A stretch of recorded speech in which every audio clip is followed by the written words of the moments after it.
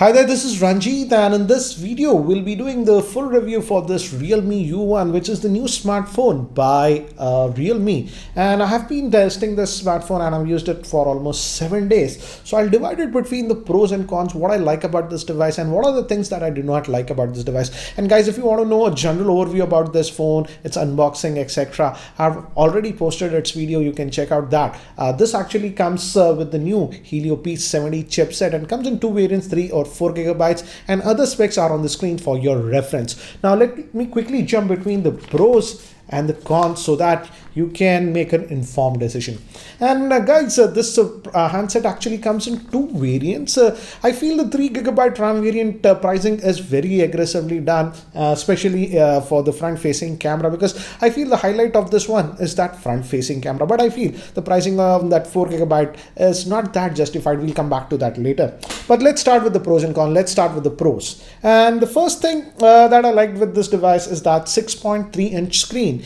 And in fact, if you look at the phone, it is very similar to the Redmi or what do you say, the Realme 2 Pro. In fact, it looks almost identical to that, even the screen size, etc. This is the Realme 2 Pro and this is the U1. So it comes with the same 6.3-inch screen. It's a full HD screen, IPS great screen. The quality of the screen is really good, and I like the fact that it doesn't have that big notch or something. It just has that small notch, so it doesn't actually bother me personally. And in fact, the screen quality is good even when you're playing YouTube videos and stuff. For example, I'll just play this video, and also to give you an idea how is the speaker. The speaker, though it's just a single speaker over here, it's actually really loud. I'll give you an idea.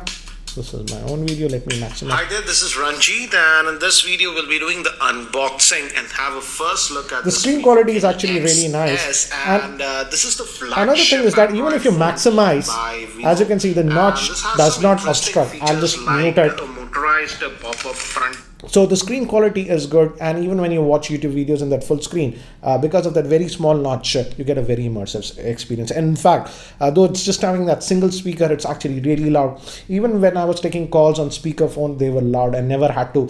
In many phones, you have that problem. Even at max volume, when you're taking calls on speakerphone, you feel that's not loud. That's not the case on this one. And also moving to the cellular call quality, I tested it with Airtel and Jio, and it was fine. The earpiece is also loud and clear. That's nice. And also this handset, as it's having the new Helio P70 chipset, it supports dual VoLTE, so that is covered. And now coming to the general performance of this phone. The general performance of this phone is also very good. I did not face any issues while general usage, or I noticed any lag on this phone while I was using the phone. So again, the P70 chipset is a very powerful chipset. No issues of lagginess or something that you will notice. By the way, guys, I tested the 4 gigabyte RAM variant of this phone. I don't have access to the 3 gigabytes, so all my experience is based on the 4 gigabyte RAM variant. And moving to another thing is RAM management. At least on this 4 gigabyte variant is fine. I didn't have a lot of issues of RAM management or recent apps going out of memory, so in that aspect it's fine, but we'll talk about the UI later. And now it also has that face unlocking that we have seen in earlier Realme phones. That's fine. And also it has that fingerprint scanner, and as you can see, the fingerprint scanner is very responsive. So in terms of unlocking the phone, you won't have a problem either with the fingerprint scanner or the face unlocking. Now moving to, as I've already mentioned, the speaker is loud and clear. Though it's a single speaker, it's actually pretty loud. It also has the headphone jack, and I would say the quality of audio that I was getting from the headphone jack, even with my reference headphones, that is the M40X that I tested, was actually good. It has that, what do you say, if you go in the settings, has some voice enhancement features, and if you go there, you can tweak the sound, and by doing that, I was able to get good sound quality even with the headphone jack. Now moving to the battery on this one. On paper, the battery capacity is less. It's just 3500 milliamp hour battery. And guys, officially no fast charging with this phone, but it you get the 2 amp charger, and as the battery is not that big, it charges fairly quickly, not an issue. Now moving to the battery life. The battery life is actually pretty decent for a 3500 milliamp hour. To give you an idea, with a typical user, I would say you'll last it for a full day without any issues. And in my usage, I was averaging about 1.5 days of usage per charge on this. Sadly, the color UI that this has, the color OS UI, doesn't give you SOT stats, but I would say the SOT might be around 5 hours of SOT on this one. So battery life is decent, but again not the best, because we have seen other phones in this price range coming with even higher capacity battery like 4000. But for most users, I would say if you charge it every day, it would be fine.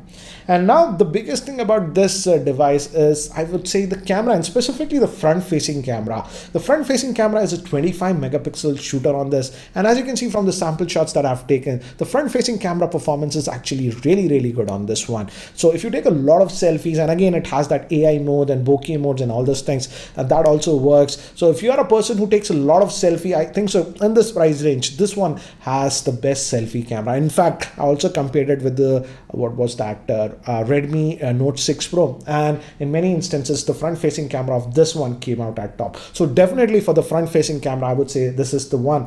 Now moving to the rear-facing camera, and as you can see from the sample shots, the rear-facing camera performance is also good. It's not bad, guys, don't get me wrong, but again, it is not among the best. And in fact, I would say it's the Realme's own phone, that is the Realme 2 Pro, has a better rear-facing camera. Don't get me wrong, it's not terrible or something, but yeah, the Realme 2 Pro's rear-facing camera is better than this one.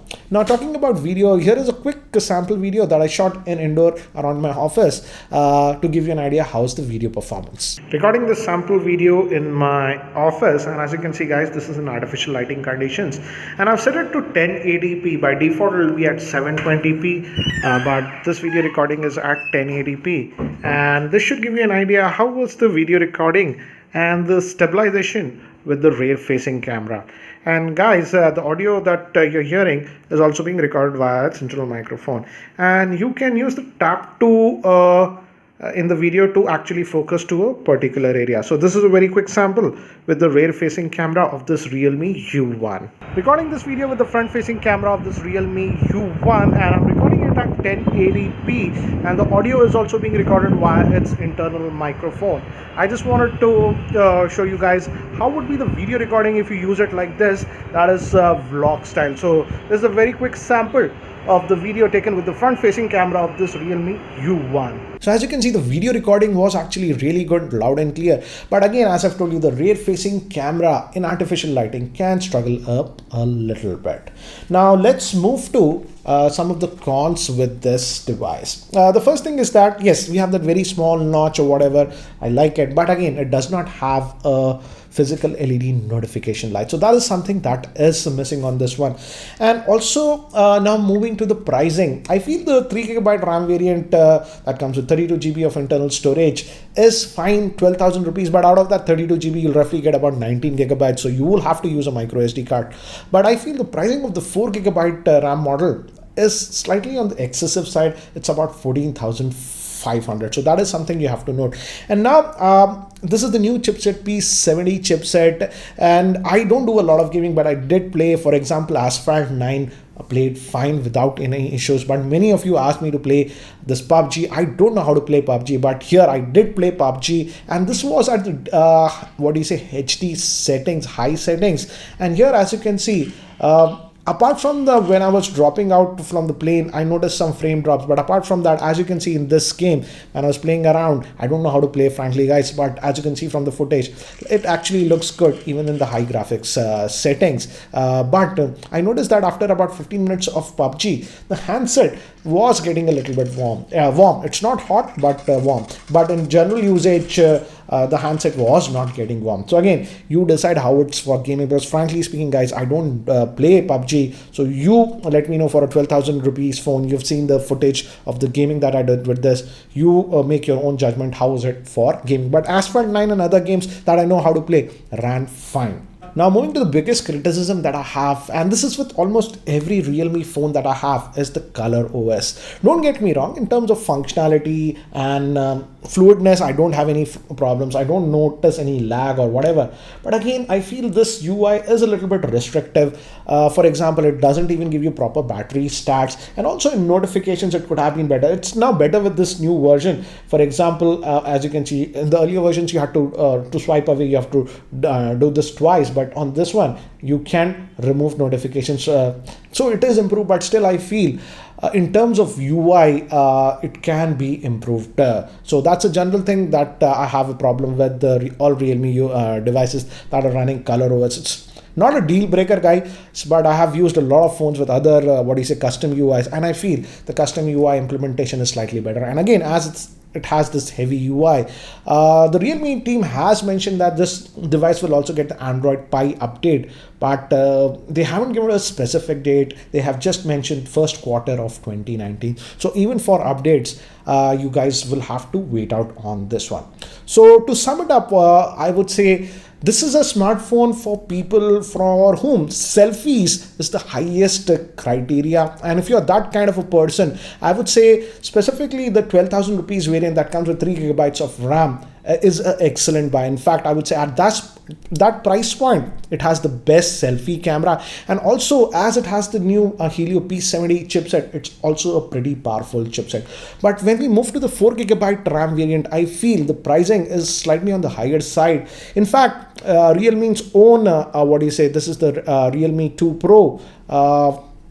The 4 gigabyte variant that comes with the Snapdragon 660 SoC is about 14,000. And now we have new competitors also like the Asus Zenfone Max Pro M2 that are available for around that price point, which might have a slightly better processor. So I would definitely say you can definitely go with this one, the 3 gigabyte RAM variant, if you are a selfie focused person. But again, I would say if even the rear facing camera is slightly important, then maybe its own brother, that is the Realme 2 Pro, might be a better bet. Anyways, guys, that's it for now for this review of this Realme U1. If you still have any other specific questions, do let me know. And in fact, I have also done a comparison with the Redmi Note 6 Pro earlier. So again, I'll leave the link for that video in the YouTube description area. So guys, that's it for now. Thanks for watching. This is Ranjit, and I hope to see you in my next video. Take care, guys.